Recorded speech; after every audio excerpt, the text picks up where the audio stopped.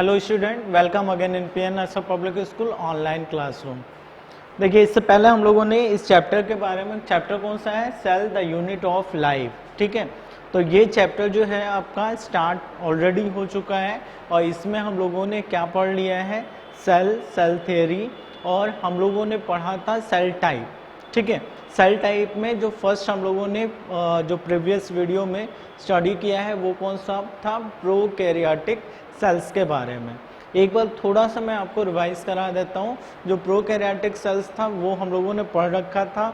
उनमें जितने भी प्रोकैरियोटिक सेल्स आते हैं, इट मीन्स कि जो मोनेरा है, ठीक है, मोनेरा जो है वो उसका मेंबर है। इट मीन्स कि बैक्टीरिया, साइनोबैक्टीरिया, आर्कियोबैक्टीरिया, ठीक है, माइकोप्लाज्मा, ये सारे के सारे कंसीडर होते हैं प्रोकैरियोटिक सेल्स में।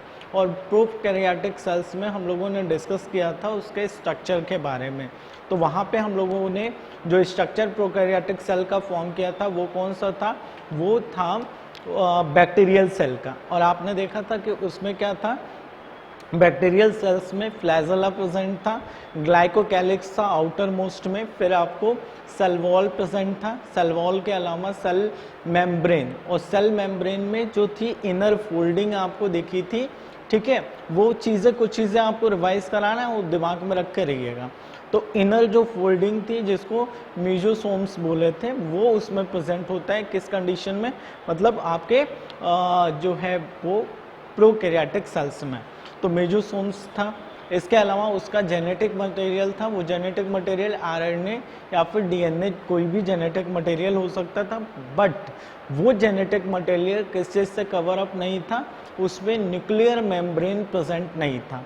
और उसी न्यूक्लियर मेम्ब्रेन के प्रेजेंट ना होने के वजह से वहाँ पे आपको क्या दिखाई दे रहा था, वहाँ पे आपको जो वो स्ट्रक्चर दिख रहा था ना, वो स्ट्रक्चर किसका था, मतलब वो कहलाता है न्यूक्लियोइड। ठीक है, न्यूक्लियोइड आपको स्ट्रक्चर वहाँ पे देखा था, वो जो न्यूक्लियोइड स्ट्रक्चर था वही उसका जेनेटिक मटेरियल था। इसके अलावा आपको वहाँ पे उसके कुछ जो है वो स्टोर्ड फूड मटेरियल जो होते हैं वो उसके ड्रॉपलेट्स वहाँ पे प्रेजेंट थे। और अदर उनमें जो थे वो स्ट्रक्चर था राइबोसोम्स का, और वो भी किस टाइप का था, 70S टाइप का। तो 70S टाइप का जो है उसमें राइबोसोम्स प्रेजेंट था, वो था। हाँ, एक चीज़ और एडिशनल उसमें आप जानते रहो कि उसमें जो है वो सर्कुलर डीएनए प्रेजेंट होता है, दैट इज कॉल्ड प्लास्टिड। ठीक है, उसका बाद में हम लोग यूज़ भी करते हैं अदर जगह पे, वो सारी चीज़ें हम लोग बाद में डिस्कस करेंगे। आगे देखिए, हम लोगों का आज का जो टॉपिक है जिसको हम लोगों को स्टडी करना है वो कौन सा है, यूकैरियोटिक सेल। ठीक है, तो प्रोकैरियोटिक सेल्स तो आपने ऑलरेडी डिस्कस हम लोगों ने कर रखा है। जो यूकैरियोटिक सेल्स होते हैं, यूकैरियोटिक सेल्स इट मीन्स कि इसमें ट्रू टाइप का क्या होगा, न्यूक्लियस प्रेजेंट होगा। जनरली आपको पता है ही कि बेसिकली अगर किसी सेल को डिवाइड करें तो उसके 3 रीजन्स होते हैं, और उसमें जो फर्स्ट होता है उसका सेल मेम्ब्रेन या फिर सेल वॉल, सेकेंड रीजन उसका न्यूक्लियस, और सेल मेम्ब्रेन और सेल न्यूक्लियर मेम्ब्रेन का बीच का जो स्पेस होता है वो उसका साइटोप्लाज्म कहलाता है। तो ये सारा का सारा उसका रीजन होता है। तो यहाँ पे हम लोगों को जो यूकैरियोटिक सेल्स में पढ़ना है, तो यूकैरियोटिक और प्रोकैरियोटिक का डिवीजन किसके बेसिस पे हुआ था, उसके न्यूक्लियस के प्रेजेंट और एब्सेंट होने पे। तो जो यूकैरियोटिक सेल्स होते हैं, इन यूकैरियोटिक सेल्स में वेल जो है वो डिफाइंड जो है वो न्यूक्लियस प्रेजेंट होता है, और उसके ऊपर न्यूक्लियर मेम्ब्रेन भी प्रेजेंट होता है। तो आप देखो, हम लोग जो पढ़ते हैं जैसे आपका फंगी, प्लांटी, और आपका फंगी, प्लांटी, और अगला एनिमिलिया, इसके अलावा प्रोटिस्टा, इन चारों को हम लोग, इन चारों के जो मेंबर्स हैं वो उनकी जो सेल है जिससे कि उनकी होल बॉडी मेडअप होती है, वो कौन सा है, वो यूकैरियोटिक टाइप का ही सेल है। ये अपने दिमाग में रखे रहिएगा क्योंकि इससे रिलेटेड क्वेश्चंस आपसे पूछे जाते हैं। तो वो कैसा है, यूकैरियोटिक सेल्स का ही मेंबर है। अब यहाँ पे देखो, ये सारा जो स्ट्रक्चर है ना, ये एक स्ट्रक्चर एक्चुअल में किसका है, एक यूकैरियोटिक सेल का है। ठीक है, तो एक यूकैरियोटिक सेल में स्पेशली कौन कौन सा स्ट्रक्चर होता है वो चीज़ें आप पहले जान लो। ठीक, उसके बाद हम लोग इनके चीज़ों के बारे में डिटेल में 1 बाय 1 चीज़ें स्टडी करेंगे। सबसे पहले आप देखो, आउटर मोस्ट, आप अगर ये सेल पूरा का पूरा सेल स्ट्रक्चर देख रहे हो तो इस सेल स्ट्रक्चर में ये जो पार्ट है ना, ये ठीक, ये पार्ट क्या होता है, ये पार्ट इसका क्या कहलाता है, ये इसका पार्ट है सेल मेम्ब्रेन का, है ना। ये जो स्ट्रक्चर है यहाँ पे, ये जो कवर अप हो रहा है ना, इसके साइड में भी सेल्स तो एक दूसरे से अटैच रहते हैं, तो यहाँ पे ये दूसरे सेल का सेल वॉल है और ये क्या है, इस सेल का सेल वॉल है। तो ये सेल वॉल है, बीच में आपको ये जो लाइनिंग आपको ड्रॉ दिखाई दे रही है, ये जो लाइनिंग है, ठीक है, वो लाइनिंग एक्चुअल में क्या है, वो है मिडिल लैमेला, ठीक है, क्या है वो, मिडिल लैमेला। और ये मिडिल लैमेला क्या होता है, इसके वजह से ही इसका जो एडजेसेंट जो सेल है वो इसके थ्रू इसमें अटैच होता है। इन सारी चीज़ों को हम लोग डिस्कस करेंगे। तो ये इसके साथ क्या है, दूसरा सेल जैसे सीमेंटेड, आपने देखा होगा सीमेंटेड चीज़ें से एक ईट एक ब्रिक्स दूसरे ब्रिक्स से अटैच होता है, वैसे ही सेम यहाँ पे जो मिडिल लैमेला है वो भी क्या करता है, उन दोनों को अटैच करने का वर्क करता है। तो यहाँ पे दिखाई दे रहा होगा आपको मिडिल लैमेला। तो यहाँ वाला जो पार्ट है जो कि है इसका कौन सा, सेल वॉल, इसके नीचे जो होता है सेल वॉल पूरे के पूरे सेल स्ट्रक्चर को क्या करता है, कवर अप करने का वर्क करता है। तो ये पूरा जो सेल स्ट्रक्चर है, इस सारे सेल्स को कवर अप करने का वर्क कौन सा कर रहा है, सेलुलोज, ठीक, सेल वॉल। और सेल वॉल जो होता है वो मेडअप होता है प्लांट सेल के लिए सेलुलोज का। इट मीन्स कि सेलुलोज उसका मेन कंपोनेंट होता है जिससे कि प्लांट सेल में सेल वॉल का फॉर्मेशन होता है। तो यहाँ पे क्या हो गया, सेल वॉल, ठीक है। सेल वॉल से नीचे अगर हम देखें तो ये क्या होगा, वहाँ पे प्रेजेंट होता है सेल मेम्ब्रेन। अब देखो यहाँ जो सेल मेम्ब्रेन आपको दिखाई दे रहा है, ठीक है, तो वो सेल मेम्ब्रेन क्या करता है, रेस्ट ऑफ जितने भी हैं ये सारे के सारे उसका जो साइटोप्लाज्म है, ठीक है, वो सारा का सारा किससे कवर अप होता है। अब देखो यहाँ पे अगर सेल वॉल प्रेजेंट है, इट मीन्स कि इससे ये क्लियर हो जा रहा है कि ये जो स्ट्रक्चर है, ये स्ट्रक्चर एक्चुअल में किसका है, ये है प्लांट सेल का, प्लांट सेल, ठीक है। क्यों, क्योंकि इसमें क्या होगा, प्लांट सेल क्यों है, क्योंकि इसमें क्या प्रेजेंट है, सेल वॉल। अगर सेल वॉल प्रेजेंट है, इट मीन्स कि ये किसका मेंबर हो गया, या ये सेल किसका हो गया, प्लांट सेल हो गया। अगर सेल वॉल प्रेजेंट नहीं होता तो ये यहाँ पे इसको सबसे आउटर मोस्ट क्या रह जाता, आउटर मोस्ट होता सेल मेम्ब्रेन। और अगर सेल मेम्ब्रेन प्रेजेंट है, इट मीन्स कि वो एनिमल सेल्स की बात करते हैं। तो आप देखो यहाँ पे हम लोगों ने एक डिफरेंस भी पढ़ लिया, difference between animal cell and plant cell. तो प्लांट सेल में क्या प्रेजेंट होगा, सेल वॉल प्रेजेंट होगा, बट एनिमल सेल में सेल वॉल प्रेजेंट नहीं होता है, ठीक है। यानी कि उसका आउटर मोस्ट जो कवर होता है वो होता है सेल मेम्ब्रेन। तो यहाँ पे देखिए, यहाँ पे आपको कुछ जगह पे स्ट्रक्चर्स, ये गैप्स दिखाई दे रहे हैं, है ना। ये जो गैप है यही कहलाता है प्लाज्मोडेस्माटा, ठीक है। ये प्लाज्मोडेस्माटा वर्क क्या करता है, इसको आप समझ जाओ। जैसे ये जो सेल है, इस सेल के साइड में भी सेल्स होते हैं, इन दोनों के साइटोप्लाज्म में वो क्या करता है, एक तरीके का कनेक्शन फिट करता है, जिसके वजह से कुछ मटेरियल्स इधर से उधर क्या हो सके, ट्रांसफर हो सके। तो वो ट्रांसफर किसके थ्रू होते हैं, वो होते हैं प्लाज्मोडेस्माटा के थ्रू। क्लियर है, किसके थ्रू हो रहे हैं, प्लाज्मोडेस्माटा के थ्रू। तो यहाँ पे ये प्लाज्मोडेस्माटा जो होता है वो प्रेजेंट होता है। नेक्स्ट आप देखो कि अगर इन दोनों की हम लोगों ने बात कर ली, तो अगला आपको जो स्ट्रक्चर यहाँ पे दिखाई दे रहा है, वो स्ट्रक्चर कौन सा दिखाई दे रहा है, ये पार्ट, ठीक है। ये पार्ट क्या है, ये है इसका वैक्यूल, ठीक है। वैक्यूल जनरली, अब देखो एनिमल सेल प्लांट सेल का यहाँ पे डिफरेंस भी हम लोग स्टडी कर ले रहे हैं। यहाँ पे जो वैक्यूल प्रेजेंट होता है, सिंगल लार्ज वैक्यूल यहाँ पे प्रेजेंट है, और वो फीचर होता है एक प्लांट सेल का, ठीक है। जो प्लांट सेल होता है उसमें क्या होता है, वैक्यूल प्रेजेंट होता है, वो बहुत लार्ज वैक्यूल होता है। बट एनिमल सेल्स में जो वैक्यूल्स प्रेजेंट होते हैं ये जनरली एब्सेंट होता है, बट अगर प्रेजेंट भी है तो वो स्मॉल इन साइज होगा, यानी कि उसका साइज जो होगा उस कंडीशन में इसमें क्या होगा, स्मॉल साइज के जो है वो वैक्यूल्स प्रेजेंट होंगे, किसमें, एनिमल सेल्स में। बट लार्ज वैक्यूल्स किस में प्रेजेंट होता है, वो होता है प्लांट सेल में। क्लियर हो गया। तो यहाँ पे आपको ये स्ट्रक्चर दिखाई दे रहा है। इन सारी चीज़ों के बारे में हम लोग फर्दर बाद में डिस्कस करेंगे एक एक टॉपिक को, ठीक है, तो ये हो गया।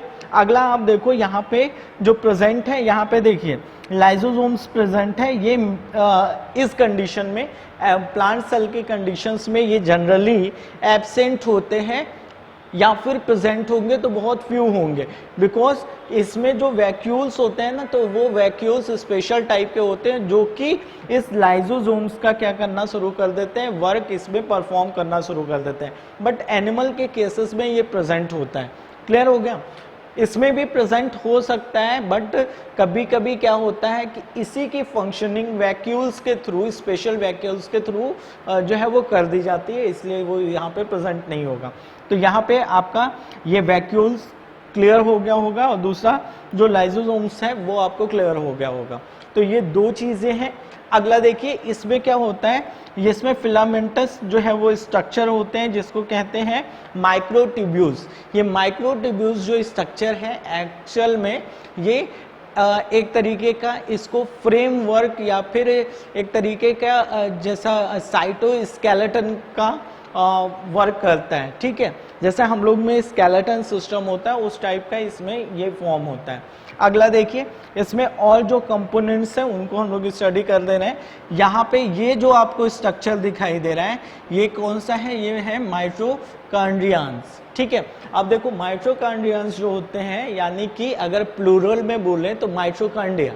ठीक है, तो जो माइटोकॉन्ड्रिया होता है वो इनमें, इट मीन्स कि प्लांट सेल में वो उनका जो नंबर होता है वो बहुत कम होता है as compare to the animal cell. तो एनिमल सेल्स के केसेस में क्या होता है, सेल्स में माइटोकॉन्ड्रिया का नंबर ज़्यादा होता है क्योंकि उनकी जो एक्टिविटीज़ होती है वो प्लांट्स के कंपेयर में बहुत लार्ज होती है। तो उसके लिए नीड भी जो होती है एनर्जी की वो बहुत ज़्यादा होती है, इसलिए वहाँ पे नंबर ऑफ माइटोकॉन्ड्रिया क्या होंगे, ग्रेटर होंगे। और इस चीज़ से एक चीज़ और क्लियर कर लो कि जिस भी सेल, यानी कि जिस जगह, जिस पोजीशन की हम बात करेंगे, अगर उस ऑर्गन की फंक्शनिंग कंटिन्यूअस है ना, कंटिन्यूअस है यानी कि वो खूब ज़्यादा जो है वो मोटाइल है, तो इस कंडीशन में वहाँ पे नंबर ऑफ माइटोकॉन्ड्रिया क्या होंगे, ग्रेटर इन नंबर होंगे। तो यहाँ पे आपको एक चीज़ क्लियर हो गया कि एनिमल सेल्स में क्या होता है, माइटोकॉन्ड्रिया का नंबर ग्रेटर होता है as compare to the plant cell. तो आपको यहाँ का ये भी पार्ट हम लोग का क्लियर हो गया। सेल मेम्ब्रेन हम लोगों ने देख लिया था, सेल वॉल हो गया था। अब यहाँ पे देखिए, अगला जो आपको स्ट्रक्चर यहाँ पे दिखाई दे रहा है, ये स्ट्रक्चर जो कि स्पेशल फीचर होता है एक प्लांट्स का। ठीक है, तो ये प्लांट्स में क्या प्रेजेंट होता है भाई, क्लोरोप्लास्ट। इट मीन्स कि प्लास्टिड, आपको इससे पहले आप लोगों ने पढ़ रखा है कि जो प्लास्टिड्स होते हैं वो कितने होते हैं, बेसिकली 3 टाइप्स के प्लास्टिड्स होते हैं, ल्यूकोप्लास्ट, ठीक है, क्लोरोप्लास्ट एंड क्रोमोप्लास्ट। ठीक, तो यहाँ पे क्या होता है कि जो प्लास्टिड है वो स्पेशल फीचर होता है किसका, वो स्पेशल फीचर है प्लांट सेल का। ठीक है, इट मीन्स कि प्लांट सेल के केस में प्लास्टिड जो होंगे वो प्रेजेंट होंगे, बट एनिमल केसेस में अगर आप देखोगे तो वहाँ पे प्लास्टिड जो होता है वो प्रेजेंट नहीं होता है। अब ये जो क्लोरोप्लास्ट है, इसका जो स्पेशल क्वालिटी ये है कि ये क्या करता है कि इसी के प्रेजेंस होने के वजह से जो आपका प्लांट है, ये प्लांट कैसा बिहेव करता है, ऑटोट्रॉफिक। ठीक है, क्योंकि ये इसमें मोड ऑफ न्यूट्रिशन किस टाइप का हो जाता है, autotrophic mode of nutrition. It means they can synthesise their own food. Okay, now chloroplast आपको क्लियर हो गया होगा। ठीक है, आप देखो ये डॉटेड स्ट्रक्चर्स जो है वो आपको दिखाई दे रही हैं। ये जो डॉटेड स्ट्रक्चर्स हैं जो आपको यहाँ पे दिख रहा है वो कौन सा है, वो राइबोसोम्स हैं। ठीक है, जो राइबोसोम्स होते हैं ये जनरली आपको मैंने प्रोकैरियोटिक सेल्स के भी कंडीशंस में बताया था कि जो प्रोकैरियोटिक सेल्स होते हैं उनमें भी क्या प्रेजेंट होता है, उनमें भी राइबोसोम्स जो होता है वो प्रेजेंट होगा। ठीक है, किस कंडीशन में, प्रोकैरियोटिक में। तो प्रोकैरियोटिक में राइबोसोम्स प्रेजेंट होगा, बट उस प्रोकैरियोटिक और यूकैरियोटिक के जो राइबोसोम्स होते हैं इनमें डिफरेंस होता है। ठीक है, डिफरेंस क्या है कि वहाँ पे जो है वो 70S जो राइबोसोम्स होता है और यहाँ पे क्या है 80S जो है वो राइबोसोम्स प्रेजेंट होगा। और वो स्पेशल फीचर होता है किसका, किसका स्पेशल फीचर है, वो स्पेशल फीचर है यूकैरियोटिक सेल का। ठीक है, तो यहाँ पे हम लोग का ये वाला भी पार्ट हो गया, ये पार्ट हो गया। ठीक, अगला जो है वो पेरोक्सिसोम जो होते हैं वो इसमें प्रेजेंट होते हैं, किसमें, आपका प्लांट सेल में। ठीक, आपका देखो यहाँ पे ये जो स्ट्रक्चर आपको दिखाई दे रहा है, ये स्ट्रक्चर, ठीक है, ये स्ट्रक्चर कौन सा है, ये है गोल्गी एपरेटस। ठीक है, गोल्जी एपरेटस। ठीक, ये गोल्जी एपरेटस को गोल्जी बॉडी भी कहते हैं। ठीक है, ये एपरेटस जो होता है आपको यहाँ पे प्रेजेंट दिखाई दे रहा है, वो जो है वो यूकैरियोटिक का फीचर है। तो जितने भी मेम्ब्रेनस स्ट्रक्चर्स होते हैं जो कि यूकैरियोट्स में प्रेजेंट होते हैं, बट वो किस में प्रेजेंट नहीं होते हैं, प्रोकैरियोट में। अब देखो जितनी चीजें हम लोग पढ़ रहे हैं यहाँ पे, कई चीजों को हम लोग एक दूसरे से कंपेयर करके भी पढ़ते जा रहे हैं। क्या क्या चीजें, प्रोकैरियोट और यूकैरियोट के बीच का डिफरेंस, ठीक है, क्लियर होता जा रहा है। और दूसरा हम लोग यहाँ पे डिस्कस क्या कर रहे हैं कि जो प्लांट सेल है और जो एनिमल सेल है, ये दोनों के दोनों कैसे होते हैं, वो दोनों के दोनों ही कैसे हैं, यूकैरियोटिक हैं। बट उसके अलावा भी इनमें वो दोनों यूकैरियोटिक होते हुए भी उनमें क्या होता है, डिफरेंसेस होते हैं, जिसके बेसिस पे हम दोनों को सेपरेट करते हैं। ठीक, तो यहाँ पे क्या हो गया, आपका गोल्गी एपरेटस हो गया। अब यहाँ पे देखो, यहाँ पे आपको स्ट्रक्चर्स और भी दिखाई दे रहे हैं आउटर में। ठीक है, तो ये जो आपको स्ट्रक्चर दिखाई दे रहा है, ये स्ट्रक्चर, इसके ऊपर देखिए ये डॉटेड स्ट्रक्चर्स भी दिखाई दे रहे हैं। ये एक्चुअल में जो डॉटेड स्ट्रक्चर है, ये डॉटेड स्ट्रक्चर किसका है, वो है राइबोसोम्स का। ठीक, और ये जो आपको स्ट्रक्चर दिखाई दे रहा है, ये स्ट्रक्चर है रफ एंडोप्लाज्मिक रेटिकुलम का। किसका है, रफ एंडोप्लाज्मिक रेटिकुलम। और ये रफ एंडोप्लाज्मिक रेटिकुलम क्यों है, क्योंकि इसके ऊपर राइबोसोम्स जो होते हैं वो प्रेजेंट होते हैं, इसलिए इसकी जो फंक्शनिंग होती है एक्चुअल में, वो फंक्शनिंग क्या होती है कि ये जो है वो एक तरीके से जो है क्या करेगा, ये करेगा प्रोटीन सिंथेसिस का वर्क। ठीक है, तो प्रोटीन को सिंथेसाइज करने का वर्क करता है। और ये क्या करता है कि ये सेल के लिए इंडोस्केलेटन का भी वर्क करेगा। तो ये आपका हो गया, इसके लिए इंडोस्केलेटन का भी वर्क करेगा। क्लियर हो गया होगा, ये आपका है कौन सा, rough endoplasmic reticulum. Now second, आपको यहाँ पे भी स्ट्रक्चर्स दिखाई दे रहा है, सेम इसके टाइप का है, लेकिन इन दोनों में डिफरेंस है ये कि यहाँ पे इसकी जो सरफेस है वो स्मूथ है। ठीक है, और यहाँ पे वो स्मूथ नहीं है। इट मीन्स कि जो स्मूथ सरफेस है, इस वाले एंडोप्लाज्मिक रेटिकुलम को क्या बोलते हैं हम, स्मूथ एंडोप्लाज्मिक रेटिकुलम। अब देखो यहाँ पे जो राइबोसोम्स थे, जिनके प्रेजेंस के वजह से ये क्या कर रहा था, ये प्रोटीन की सिंथेसिस कर रहा था। बट यहाँ पे क्या है, ये राइबोसोम्स प्रेजेंट नहीं है। इट मीन्स कि इसकी जो फंक्शनिंग होगी वो इससे डिफर करेगी। तो ये आपका क्लियर हो गया होगा, स्मूथ और आपका रफ एंडोप्लाज्मिक। तो स्मूथ वाला क्या हो गया कि इसकी जो फंक्शनिंग होगी, जाहिर सी बात है कि क्या होगी, इस वाले से डिफर करेगी। ये डिटॉक्सिफिकेशन में भी वर्क करता है, डिटॉक्सिफाई करता है। इसके अलावा ये एक और वर्क करता है, और वो वर्किंग है कि ये लिपिड्स का, ठीक है, वो सिंथेसिस करता है, इसके लिए फंक्शन करता है। ठीक, इन सारी चीज़ों को ध्यान रखिएगा। इन सारी चीज़ों को हम लोग फिर से वन बाय वन जितने भी ऑर्गेनेल्स हैं, ठीक है, उन सबको डिस्कस करेंगे। यहाँ पे यहाँ तक आपका हो गया। अब देखो, अब इसमें क्या क्या चीज़ें अभी नहीं हुई हैं, वो हम लोग का ये स्ट्रक्चर। ठीक, तो यहाँ पे देखो, ये जो पार्ट है, ये पार्ट जो आप देख रहे हो, है ना, ये जो पार्ट है वो कौन सा पार्ट है वो जान लो आप। ये यहाँ से लेके यहाँ तक का पार्ट, ये क्या कहलाता है, ये है इसका न्यूक्लियस। ठीक है, ये न्यूक्लियस के ऊपर मेम्ब्रेन होता है, जिसे न्यूक्लियर मेम्ब्रेन या फिर न्यूक्लियर इन्वेलप कहते हैं। ठीक है, न्यूक्लियर इन्वेलप या फिर क्या होगा, ये न्यूक्लियर मेम्ब्रेन होगा।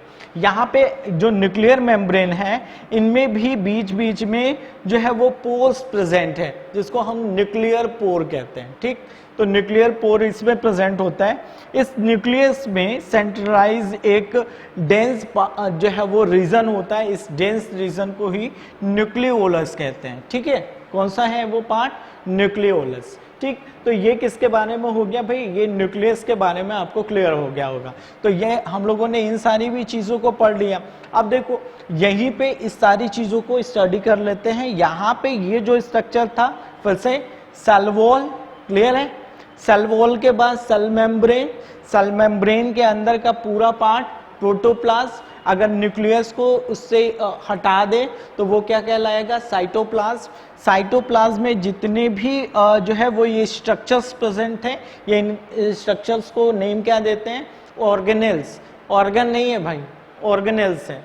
तो ये क्या हो गया, ये सारे के सारे क्या कहलाएंगे, ऑर्गेनेल्स कहलाएंगे। ठीक है, ये ऑर्गेनेल्स डिफरेंट टाइप के होते हैं और इनकी फंक्शनिंग भी क्या होती है, डिफरेंट होती है। ठीक, यहाँ पे देखिए, यहाँ पे कहीं पे भी मैंने सेंट्रियोल्स नहीं लिखा है, तो आप ये समझ जाओ कि एनिमल सेल में सेंट्रियोल्स प्रेजेंट होता है, बट वो इनके केसेस में, प्लांट के केसेस में वो नहीं होता है।